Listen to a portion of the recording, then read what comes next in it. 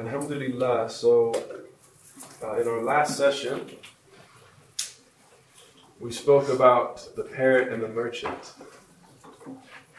And, of course, this story comes in the second block when we're in the nafs al-lawama. Right? That self that is still in the struggle. It's the intermediate self, you could say. The intermediate nafs that is pulled between light and darkness. And the symbolism in this story is that the merchant represents the nafs al-lawama. And the parrot represents the ruh, the spirit. So the merchant in the story, he's not a bad man. He doesn't hate the parrot. He actually loves the parrot. But he's still trapped. In fact, he's trapped his own spirit in a certain degree.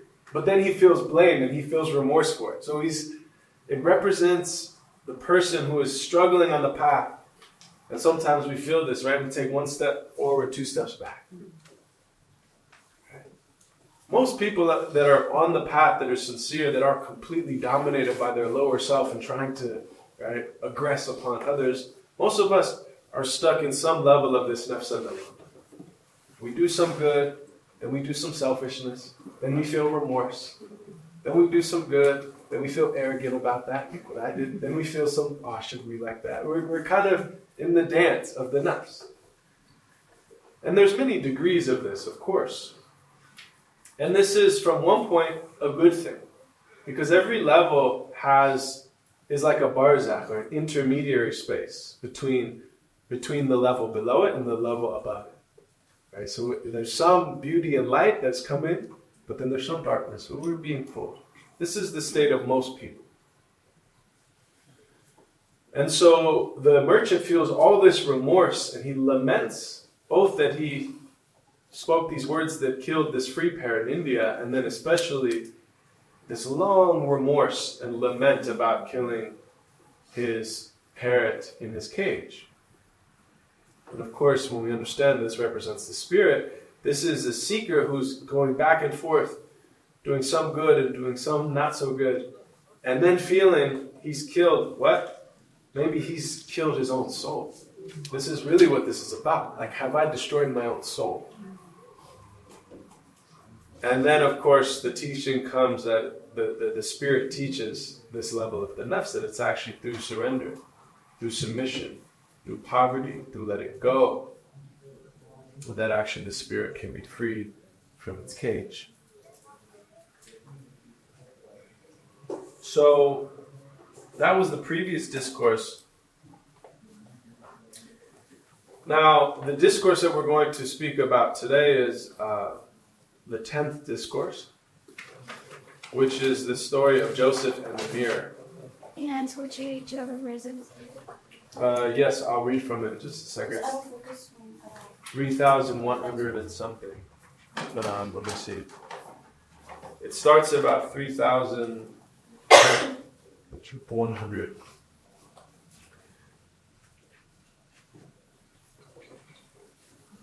So it should be noted that, because we can't go into every discourse this week, the 10th discourse is in the last third, meaning we're talking now about the higher self. The nafs al-mutma'inna, which means literally the self at peace, or the tranquil soul. And this is what is sought by the Sufis, and this is what we all seek. And every human being, in fact, seeks it in some way or another. We all seek to be at peace. We seek to find happiness. We seek to be free of anxiety, free of fear and regret, fear of all these things which plague us. But the argument of the Sufis is that you'll never actually attain eternal happiness until you attain the self that is at peace. Otherwise, you'll always be poor.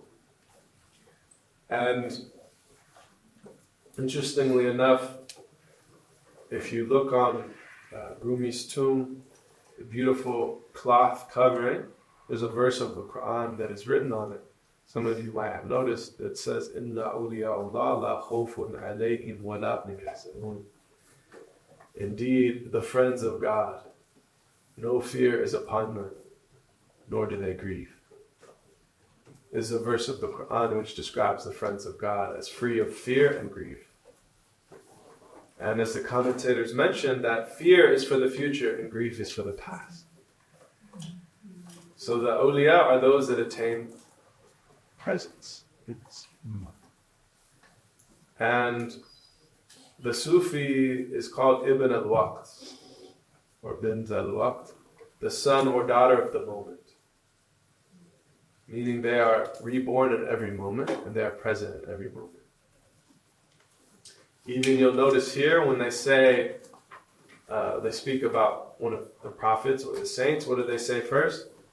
Hazrati Mawlana, Hazrati Shams, Hazrati Muhammad sallallahu alayhi wa sallam, which literally means the presence. From Hadra. They're invoking, one, the presence of this person, but they're also acknowledging that these are people that became present with the divine presence. They attained the eternal present. Because what fear is for the future, what might happen. Grief is for the past, what did happen. And most people, most of the time, they're either in a state of worrying about the future or grieving the past. The friends of Allah, they completely surrender to Allah and they're able to access the present moment fully. And there's a sunnah of presence. And we know this because the narrations of the Prophet ﷺ is that whatever he would interact with, he was fully present with. So they mentioned that the Prophet ﷺ would never speak to someone, but that he would turn his entire body to them. He would never just look like this. If someone called him from behind, he would turn his entire body to them. And this wasn't some just like abstract presence, but this was a loving presence. Because everyone who interacted with him felt they were the most beloved person in the world to him. Sallallahu alayhi wa sallam. Full presence. Full presence. So may Allah give us true presence, inshallah. So we're going to read some passages from this section. I'll just say that the theme of this is the mirror. And the first story is about the mirror, the last story is about a mirror, and then there's a few portions in between that we'll mention. Sorry, what is it? 3,192.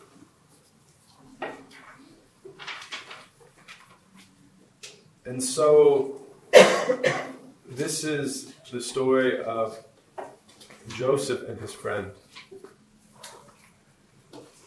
This is the Prophet Yusuf, who in our tradition represents the epitome of human beauty. Joseph said, "Come to me and bring your gift." Right, so the context is that Joseph had a dear friend, longtime friend, and this friend comes to visit him and says, "I brought you a gift." So Joseph says, "Bring me your gift." His embarrassed friend sighed at the request. He said, "Everywhere I sought a gift for you, but I could not find one that would suit you." Right, so he's looking everywhere for a gift, but Joseph is so beautiful that no gift is suitable to that beauty. He said, "How can I bring a grain of gold to the mine? How can I bring a drop of water to the sea? It's like bringing cumin seed to Kirman when I bring my heart and soul to you. There is no grain, not already, in the silo, except your beauty, which has no equal." So then he brings out his gift. And what is it? Joseph opens it, and it's a mirror. He gives him a mirror. It says, "I saw it right to bring you a mirror, resembling the light of the breast, that you should see your own face's beauty. O you like the sun, O lamp of heaven, I brought you a mirror, O radiant light. May you think of me when you gaze at it. He pulled out the mirror from his side that with beauty it should be occupied. Then Rumi, as he sometimes does, interjects the symbolism directly, tells us what he's getting at. He said, what is the mirror of being? Wujud. Not being, or non-being. East. The mirror of being is non-being. If you're not a fool, bring forth non-being. Being can be seen within non-being. The wealthy shower alms upon the poor. The hungry one is the pure mirror of bread, just as tinder is the mirror of steel and flint. Wherever non-being and lack show themselves, they are a mirror for the grace of all art. So here we're given this opening image as metaphor. Of course, Joseph in this story represents what? What do you think Joseph represents? I know you guys know it. The beloved. The divine. Beloved. And so everyone is seeking for something to bring to God, to approach God. What should we bring God? But this point here, and it should be noted, now that we're at the level of this self at peace, Rumi is giving us, he's speaking to someone who's purified their self to a high degree, but that still has some remnants left which are obstructing from perfect awakening, from the final awakening, the great fetr, the great opening. And so he's speaking to these. So he's saying, okay, you have a lot of acts of worship, a lot of fasting, a lot of prayer, a lot of good. You've advanced to a certain degree. But don't think that you're bringing those to God. Don't allow your ego to somehow think that it's done something. Just bring this nothingness. Bring your humility. Bring your submission. This is, as we mentioned at Shams's tomb, right, when he, on the day of rising, they say he comes to Allah and says, I bring something that Allah does not have. Blasphemy. What does Allah lack? Allah lacks lack. Allah does not have need. If you want to approach Allah, it's not with your intelligence. I'm talking about the all-knowing, the all-wise. It's not with your power and strength. I'm talking about the all-powerful. It's not with your generosity and kindness and good character. We're talking about Ar-Rahman Ar-Rahim. Right? This is like trying to bring a drop of water to the sea, or trying to bring a piece of gold to a mine. The only thing that we can bring to Allah is our nothingness. Is our weakness. Is our lack. Is our spiritual poverty. This is like the core theme, the core message of this level. The book 1 of the Mathnawi is we have to be freed from our ego. And at this level, once you make certain spiritual progress and you start to have certain openings and you become a bit more advanced spiritually, the greatest veil on the path is still your ego.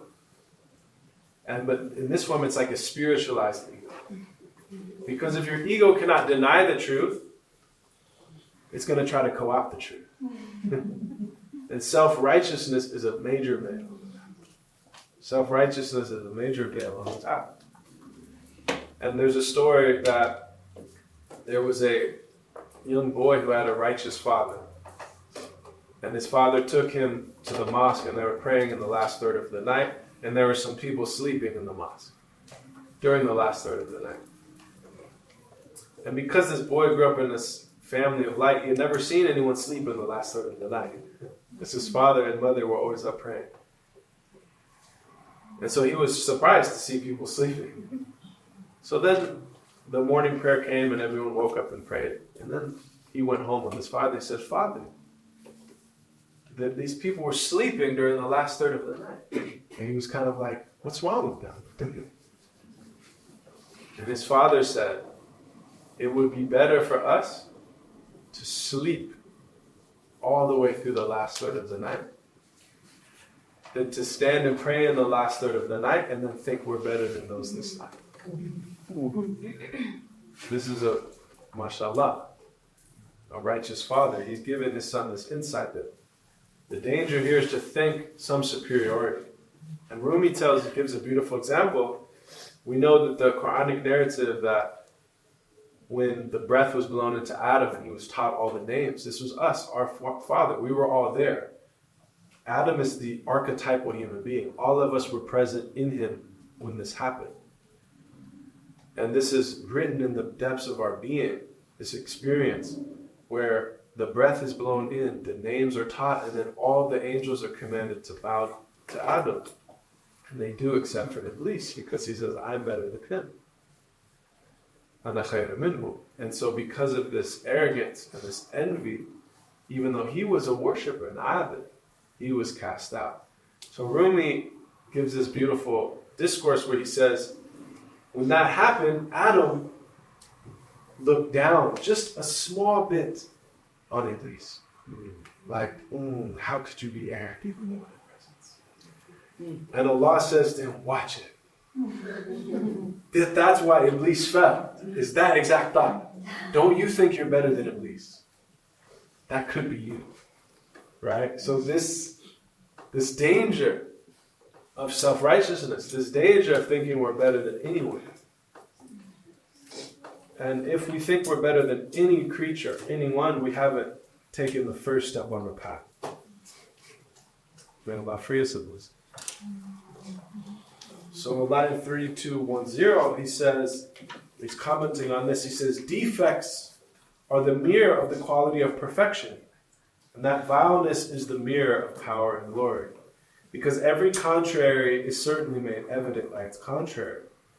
Honey is perceived to be sweet by contrast with vinegar.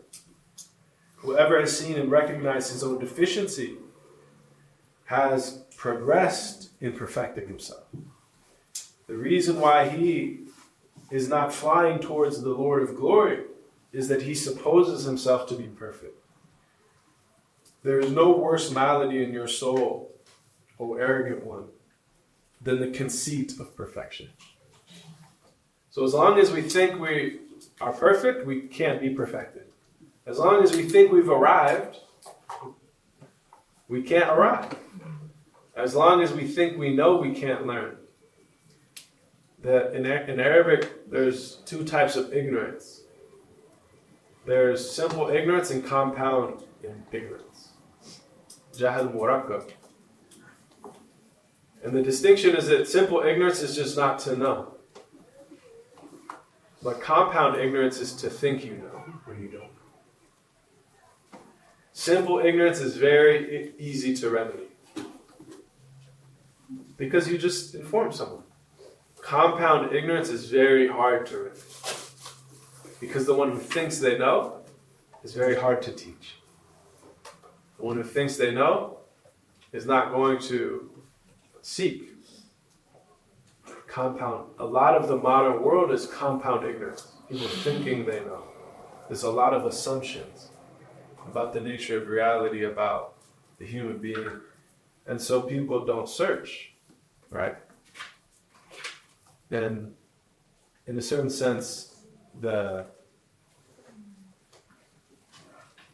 when Islam came to distant lands, like Indonesia, the 9 saints came, and they found people that had never heard of Islam. They were able to articulate it in a beautiful way, and people accepted it. Like, this is beautiful. But Western people now, if you say the word Islam, alarm bells ring. They can't actually hear anything you're saying, because they have this whole projection, this whole 1,400-year narrative of what Islam is. They can't even begin to think about thinking about Islam, as Thomas Cleary mentioned. So this is compound ignorance. Then he said, much blood must flow from your heart and eye, that self-complacency may go out of you. So here he's saying, in Persian and Arabic, they say when someone's really sad, they're really crying, they shed tears of blood. Right? This is this profound image of this deep yearning. So he's saying you have to have that so that you're going to get past your own self-complacency. He said the fault of Iblis lay in thinking, Ana khayr minhu, I am better. And this disease is the soul. And this disease is in the soul of every human creature. So, Ana khayr minhu, I'm better than him, is in the soul of every human creature. And may we be guarded against this.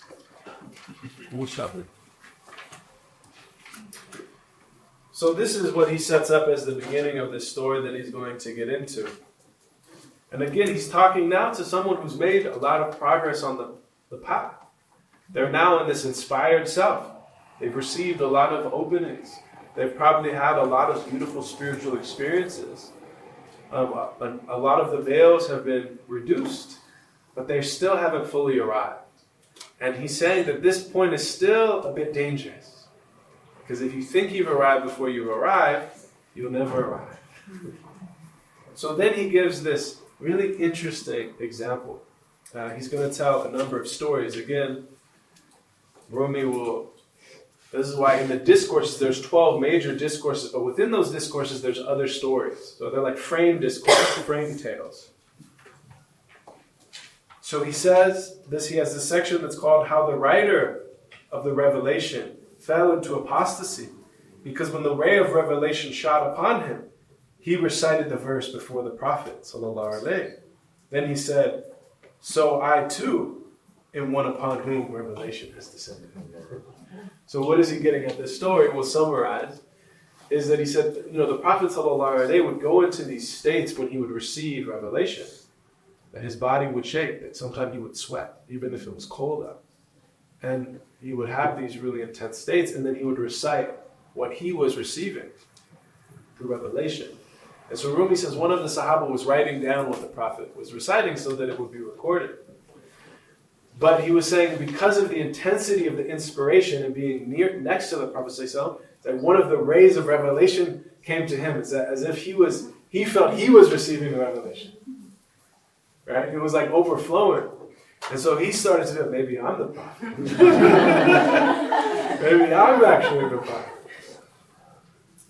And he's saying, of course, this very feeling that propped up his own ego took him off the path. So now he's getting at that someone who's starting to have some spiritual experiences and be like, maybe I'm a saint of God. Maybe I'm the wali. Maybe I'm better than my sheikh.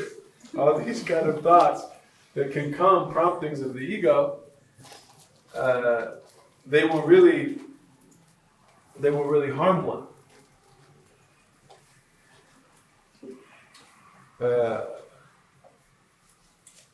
And he has a section in 3.255 where he talks about this spiritualized ego. He says, oh brother, wisdom is flowing in upon you. It comes from the Abdal. Abdal are, in the Sufi tradition, there's the Diwan of the Awliya. In the unseen, there's like a hierarchy of great saints. And the Abdal are those that are like the highest and they're always there. They're people that receive from the light of the Prophet. They talk about this. This is Allah knows best about this. But basically, he says it comes from the great saints. And in you it is only a borrowed thing. Right? So the great saints, you're receiving some of that light. But don't think that you're one of them before you fully arrive or it could harm you. Then he says, although your house, meaning your heart, has found a light within it, that light has shone forth from a light-giving neighbor. Right? So your neighbor's light is on and your house is getting light, and you think, look at all the light in my house. He says, give thanks. Do not be beguiled by vanity. Do not turn up your nose in disdain. Hearken attentively, and do not show any self-conceit. And then Rumi says, I am the devoted slave of him who does not regard himself in every caravanserai as having attained to the privilege of sitting at the table of union with God. So, this is very beautiful, talking about the journey. A caravanserai in the pre-modern Muslim world, people would travel and their caravan would stop, and there would be like these lodges that were called caravanserai, where the whole caravan could rest. And they were like way stations. You would eat, you would rest a few days, and then you would continue on in your journey. So Rumi is giving this analogy of the spiritual states and stations that we go through. Right? And so somebody on a caravanserai, they're stopped because they haven't reached their final destination already. Right? You're traveling. But he's saying the one who's at the caravanserai becomes deluded and thinks I've arrived, they're not going to continue on the journey. So don't think that you've arrived when you're still on the path. This is really what he's getting at. Right? It's like if you're on your way to pilgrimage, you're on the way to Mecca, and then you're traveling and you're getting there, and then somewhere in between you said, I'm here, I'm at Mecca. It's like, no, you haven't arrived yet. Right? You become deluded. But this is really what he's saying. When we start to make spiritual progress and have spiritual growth, have certain openings, that's beautiful.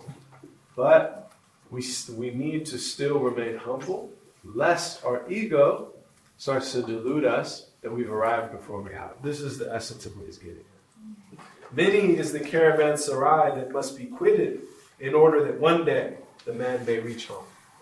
You have to leave the stations. You don't want to just stay there. He then says, every door and wall says, I am luminous. I do not hold the rays of another. I myself am this light. The sun says, O you who are not right in your belief, when I set, it will become evident what the truth is. Right? The plants say, we are green ourselves. We are joyous and blooming. We are tall. The season of summer says, O you, behold yourselves when I depart. Right? So the plants, he's giving this analogy, the plants think they're the ones that are beautiful and blooming and blossoming, but the sun is like, you'll see when I go away how much blooming and blossoming you'll do. Right? We'll see when the winter comes. Right? So it's like one who's receiving the light of the sun, of the divine, and then says, I'm the one, right, that's giving the light. No, you're receiving the light. Don't forget. This is the idea that he's getting at in so many different analogies.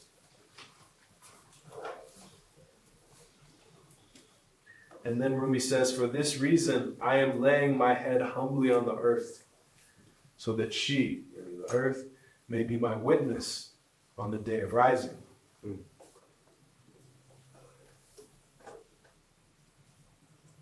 And then he starts to talk about the philosopher. So Rumi, again, and the Sufis, they'll talk about the intellect as a beautiful thing, but then they're also, and sometimes what seems to denigrate the intellect. As we said, we're talking about the illumined intellect as what we're seeking for, but not just the partial intellect. And sometimes they'll speak about the philosophers as representing the partial intellect, because they have all this knowledge outwardly. But for the Sufis, that could actually become a barrier to realization. Right? So he says, the philosopher in his vain thought and opinion becomes disbelieving. Bid him go and smash his head against the wall. The speech of water, the speech of earth, and the speech of mud are apprehended by the senses of them that have hearts. Right? The mystics. The mystics can read the speech of everything. Right? Because of their humility. He says the philosopher comes to deny the existence of the devil, and at the same time becomes possessed by the devil. If you have not seen the devil, behold yourself, without diabolic possession. Whoever has doubt and perplexity in his heart, he in this world is a secret philosopher. Right? So he talks about the way that our mind, cut off from the heart, can lead us astray. This is really what he's getting at. And then he gives this very funny example.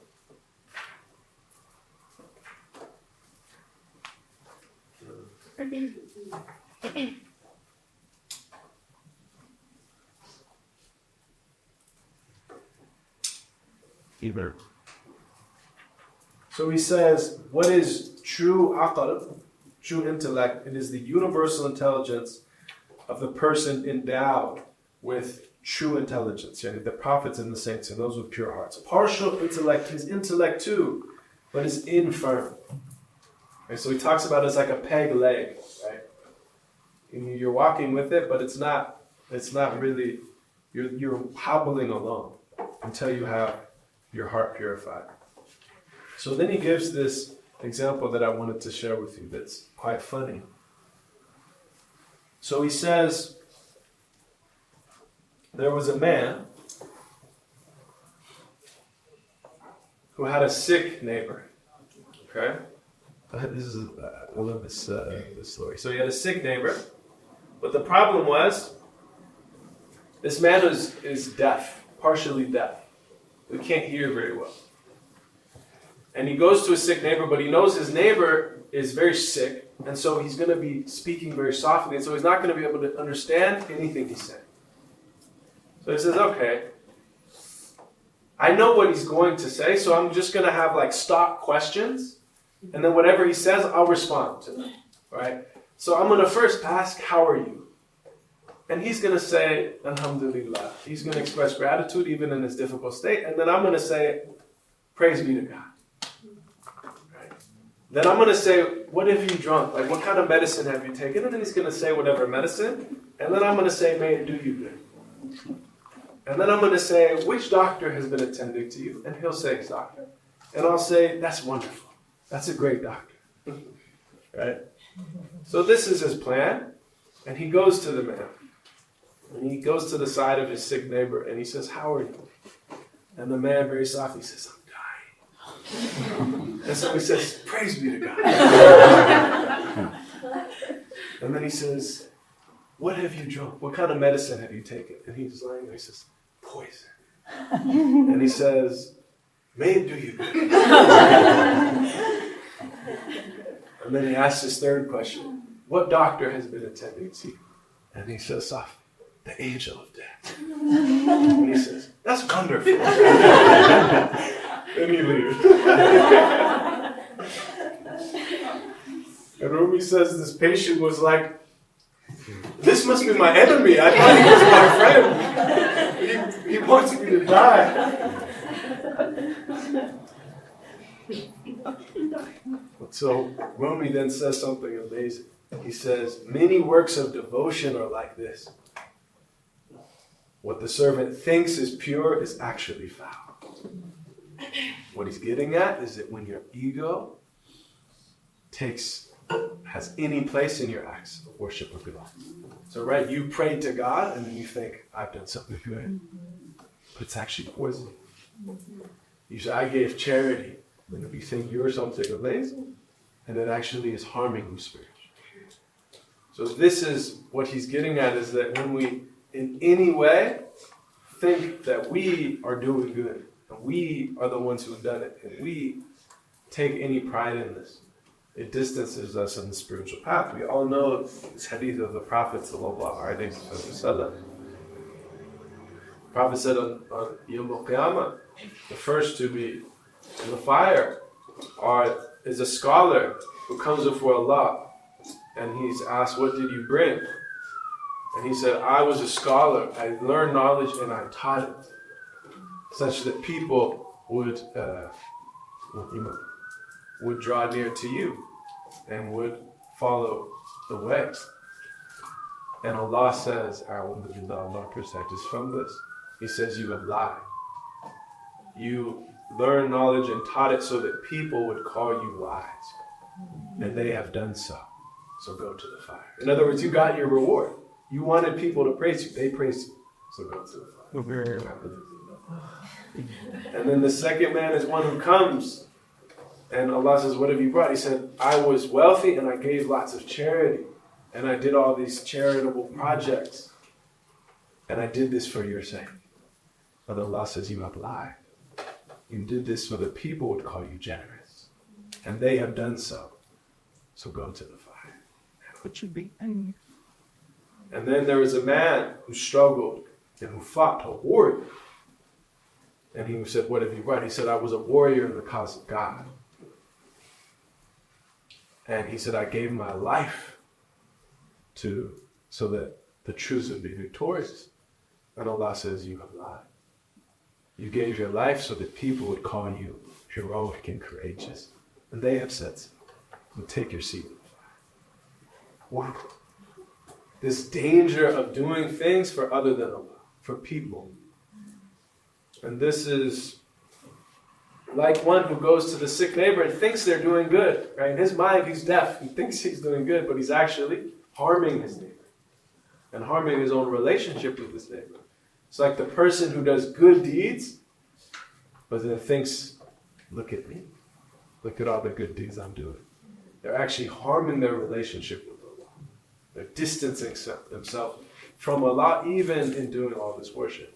Imam al-Ghazali tells the story of a man who was known to be righteous in his town, and for 20 years, every single prayer 5 times a day, he was in the first row of the mosque. Never was the call to prayer given, but he was already in the mosque. And so everyone knew him as this righteous man. One day, for some reason, he was late to the mosque, and the call to prayer was given when he was on his way to the mosque, and so he's rushing to the mosque. And he has all this agitation in his heart for being late to the mosque. And then all of a sudden he stops. And he has this realization that part of the reason that he feels this agitation is what people will say. Because they're going to say, oh, he's not there in the front. And he realized that all of his prayers for 20 years were corrupted with riyah, ostentation, showing off for people. This is subtle shirk. Subtle associating partners with God. As he said, I have to make up all my prayers for the last 20 years. And he did that. So, don't think you have to make up all your prayers. This is a high level, but we should also understand that these are, when people attain great states, even the subtlest degree of showing off for someone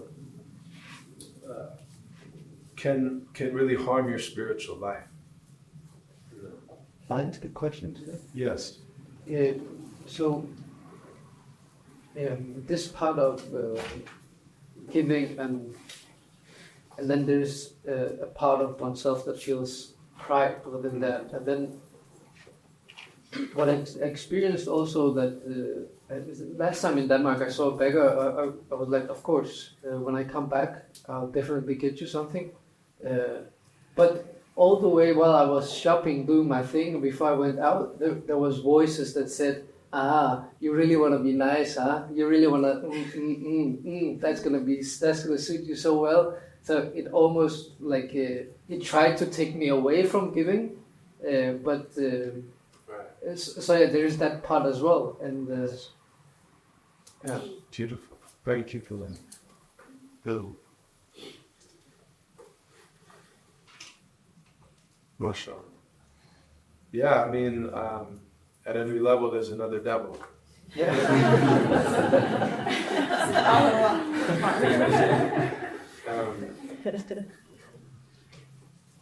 Part of the insight is understanding where different promptings come from. In Arabic it's called khawatir. There's these promptings that come to us. And some are from the divine, some are angelic promptings, some are from the nafs, and some are actually from the iblis. And there's actually texts written on how to understand. And the purer our heart is, the more we can understand where promptings are coming from. So if anything is discouraging you from doing good, that's probably not a good prompting, right? So, and we just struggle with ourselves. Like even though we see our shortcomings, we try to do good. Because it's better to do good mixed with a little insincerity than to not do good. Right?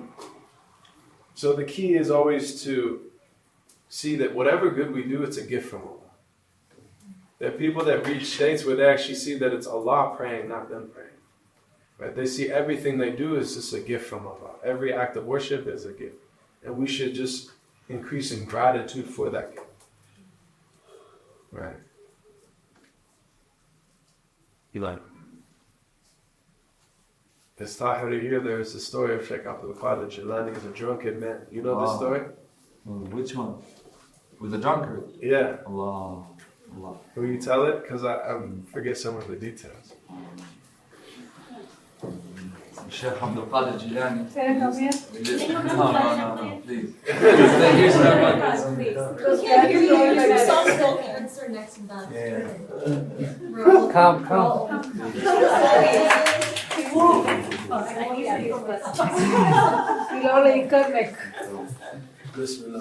You have to act it out.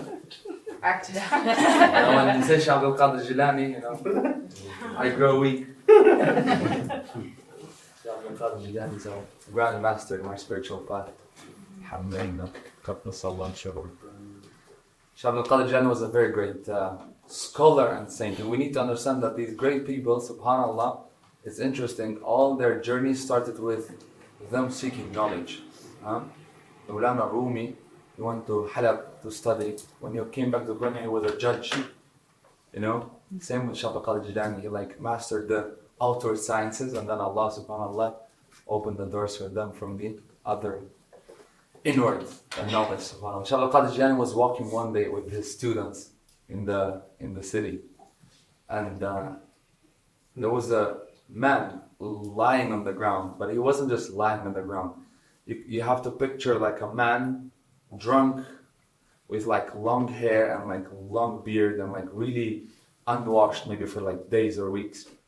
He was lying on the ground in a very bad state, and Sheikh Abdul Qadir Jilani not ignored him in a bad way, but didn't want to look at him with a look that would look down on him. But he did notice him, and he did feel stuck for the lie, And as he was walking, the man shouted from behind. He says, Ya Abdul Qadir. Sheikh Abdul Qadir stops and he says, Qadir am ghair Qadir. Qadir means powerful, or someone who has the will and power to do something. And Sheikh Abdul Qadir says, Qadir. And he moves on. And as he throws another 2 steps, the man who's lying again says, Ya Abdul Qadir. Qadir am ghair Qadir. Is he powerful or is he not powerful? And Sheikh Abdul Qadir says, Qadir. He is powerful. And then Sheikh Abdul Qadir continues walking again. And then the guy, he shouts again, he goes, Ya Abdul Qadir.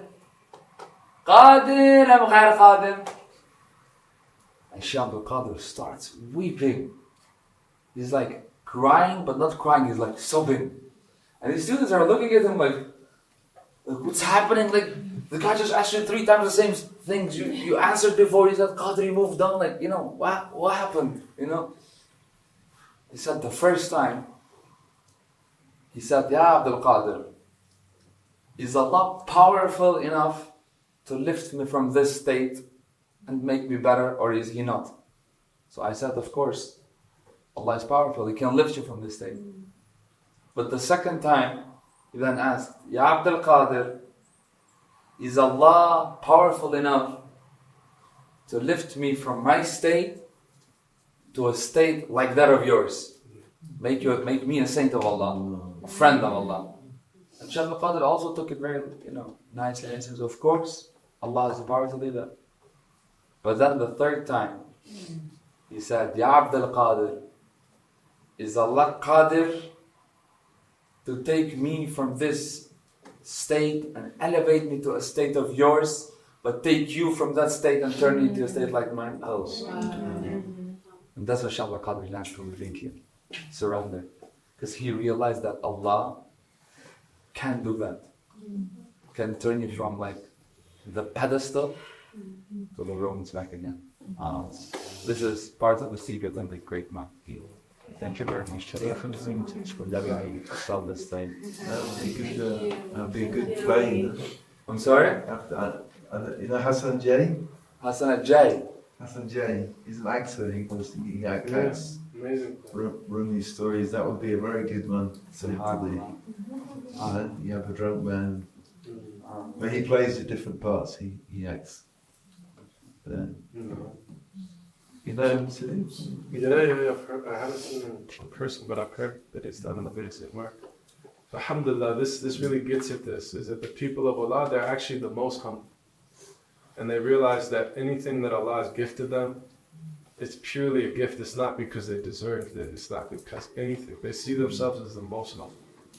They're the most selfless. They really are.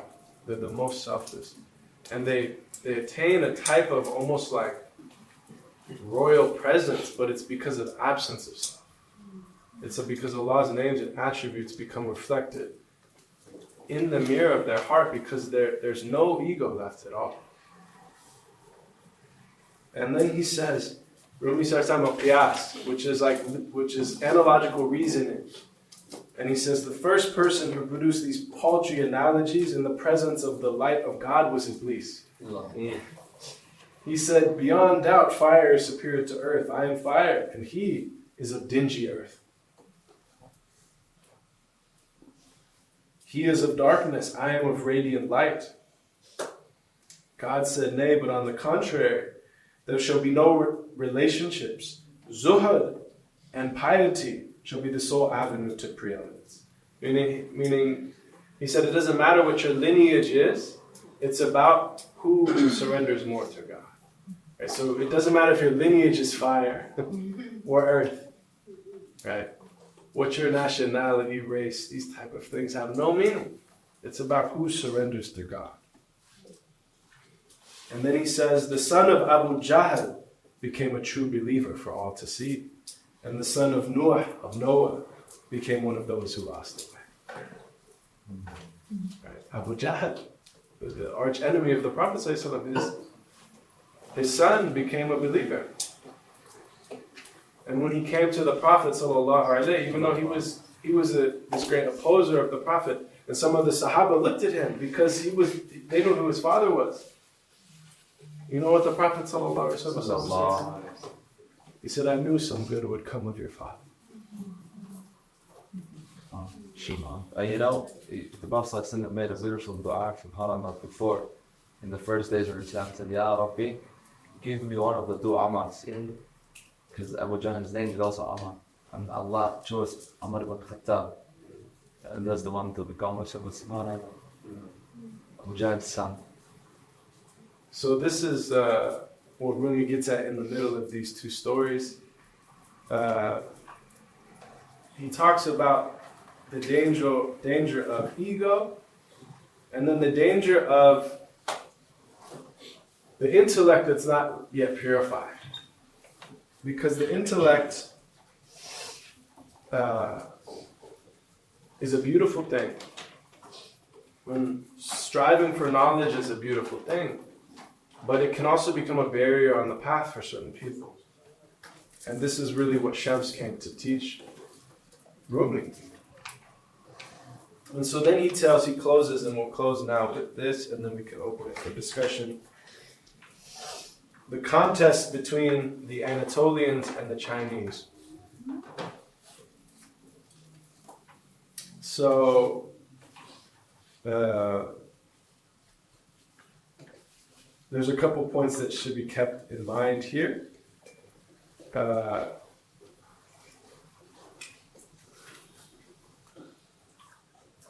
Basically, what is happening is that there are two peoples who were known to be peoples of a lot of knowledge, that Rumi is using this analogy. The Chinese, and then the Romans, or we say the people of Rum, which is actually the Byzantines, basically Anatolia, where we are now, because this was the Eastern Roman Empire.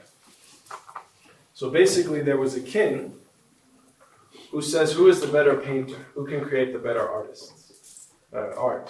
And the Chinese said, we're the better artists, and these Anatolians said, we're the better artists.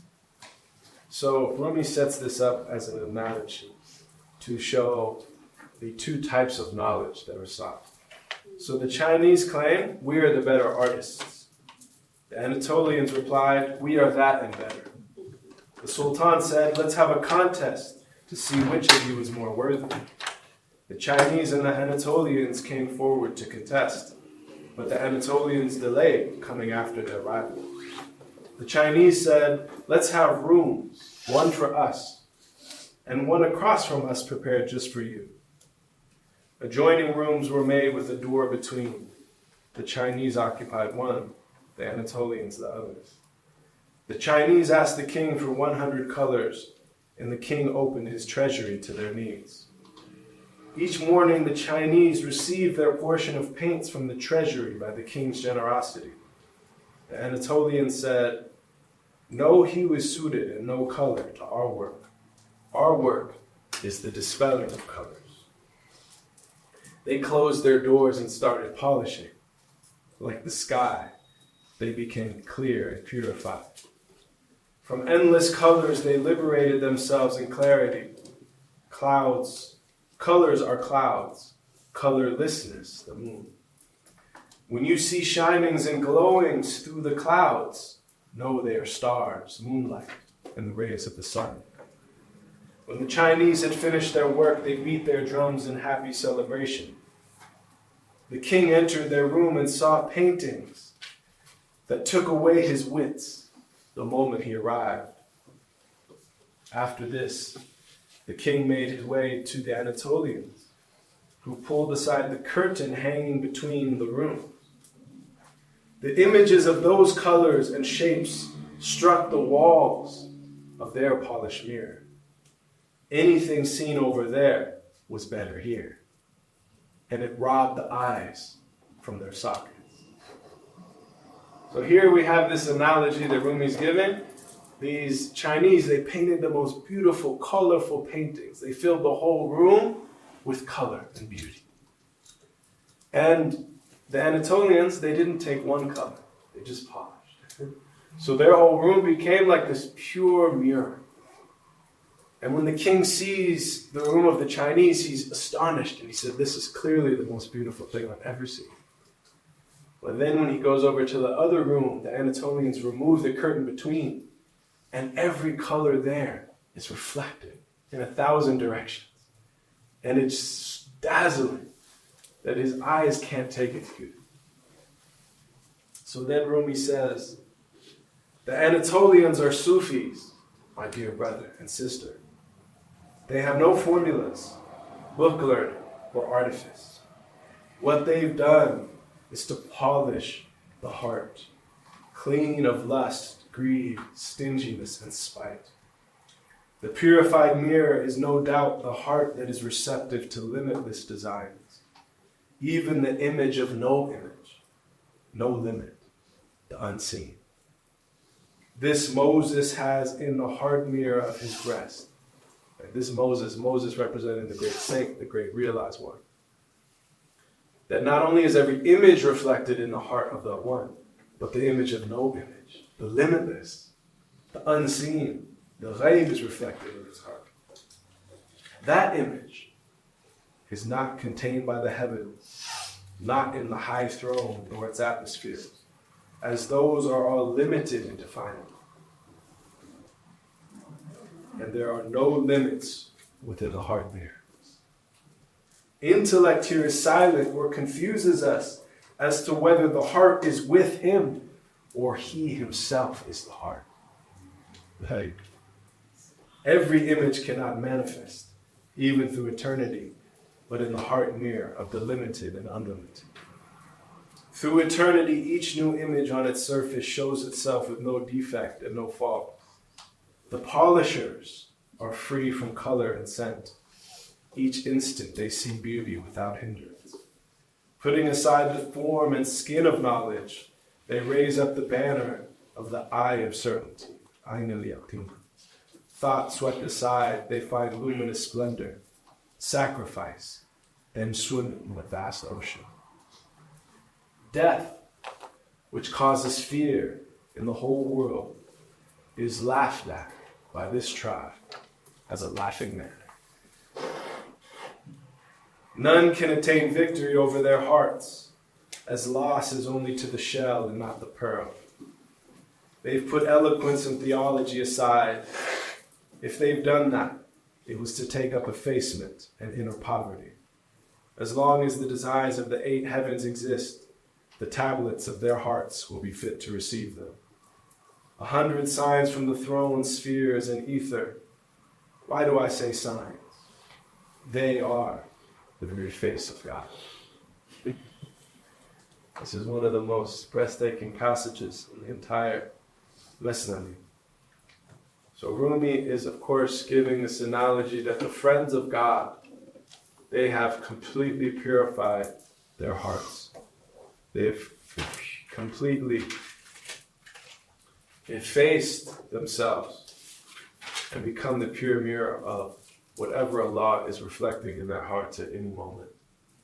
And of course, the analogy here between the other side is that those painters, the Chinese, are those who attain a lot of outward knowledge. Those who attain a lot of outward knowledge. And that is beautiful. And there's no fault in that necessarily. And as our brother Tahiri mentioned, many of the greatest Sufis were oceans of outward knowledge themselves. But it's very common, you see this with Imam al-Ghazali, you see this with Maulana Rumi, you see this with Muli Arabi Abdul-Qawi. A lot of these great awliya who were great scholars, oceans of knowledge. They reached a point where they said, but I haven't arrived yet. I haven't arrived yet at the divine presence. And then they would find a true master who had to take them there. They would find a true master to take them there. And there is in our history many a great scholar, many a great saint who was unlearned outwardly, who didn't have a lot of book learning.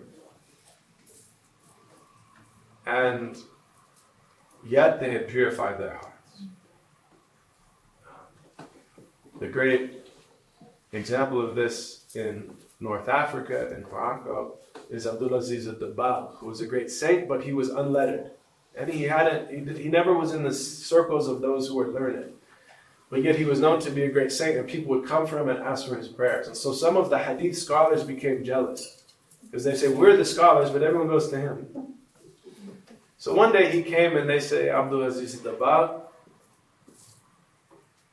what is it that you claim to know that we don't know? We're the scholars. And he said, I don't claim anything. So then they thought they would test him. So they started to recite hadith to him. But they would change a few words here and there to see if he would notice. And he would always correct them and know the right word of the hadith of the Prophet ﷺ. So they said, how do you know this? We never see you in the circles of hadith studies. And he said, whenever you say something from the Prophet, I see a light coming out of your mouth. But when you say something that's from yourself, it's just darkness. So then they became even more upset. So then they said, the scholars are the inheritors of the prophets. What have you inherited from him? He said, I've only inherited his unletteredness. He's ummi and I'm ummi. Prophet ﷺ is a Nabi al-Ummi, the unlettered prophet. Some people, they'll translate this as illiterate. But this is an incorrect translation. Illiterate means someone who can't read or write. Ummi, when it relates to the Prophet ﷺ, it means someone who doesn't need to read or write. Because they're taught directly. The Prophet being Ummi is actually a distinction. It's a rank. It's that he was taught directly by Allah. And Rumi gives the analogy that our five senses is usually how we learn. And so it's like plumbing that comes into your house. But if the plumbing's turned off, you don't know anything, right? If you can't Google something, you don't know anything. He said, but the prophets and their true inheritors, they have a well in their home. So even if you turn off the plumbing, they have their home knowledge coming. We all have that, but we have to dig. We have to dig up to find the well. The other story that Rumi tells in Book 1 that illustrates this is the famous story of the ferryman and the grammarian. So this great scholar of grammar, of language, again, it represents someone who has immense outward knowledge, comes and he wants to cross the river. So he goes to the ferryman. He says, will you take me across? He says, yes. So they're going across and they start talking. And this is like a great scholar of grammar, language, and linguistics. And he's speaking to this ferryman who has very poor speech. It's like broken speech. You're using all these slang and incorrect grammar and plurals and all these things, right? And so the grammarian is like, why do you speak like this? Have you never gone to school? And the ferryman, he says, no, I had to drop out of school when I was a young boy to work to feed my family. I come from a very poor family. So then this grammarian, he says, then you wasted half your life. And there's some arrogance about his knowledge. So they keep going. And somewhere in the middle of the river, the boat springs a leak. And it starts to sink. So the ferryman asked the grammarian, he said, did you ever learn to swim? He said, no, I don't have time for this child's play. I'm a scholar. He said, then you've wasted all your life. And then he gives a play on word, because nahu is the word for grammar in Arabic, and nahu is the word for effacement. Like spirit, like he's getting at this idea of being absent of your ego. So he said that you need to know the nahu of nahu, the grammar of effacement. That's the grammar you need to know, of egolessness. And then he says, and he takes it further, where he says, if someone were to jump in and they're trying to swim, but they can't swim, right, they're going to be flopping around and they're going to sink. And they're going to die, drown. If you would only die before you died, you would sink. Or you would float, right? A dead body floats because it's not struggling. Someone who's struggling, they're going to sink. Someone who surrenders, they float to the top. So this is really the essence of what Rumi is getting at for us, is that the grammar of selflessness, that's the language we're trying to learn here. And this is the polishing of the heart that the Sufis seek. This is the removal of our ego and all of our qualities, and then the light of Allah will shine in us. May Allah assist us to polish our hearts, inshallah. By ourselves, it is very difficult and in fact impossible. But with Allah's assistance, it becomes easy, inshallah.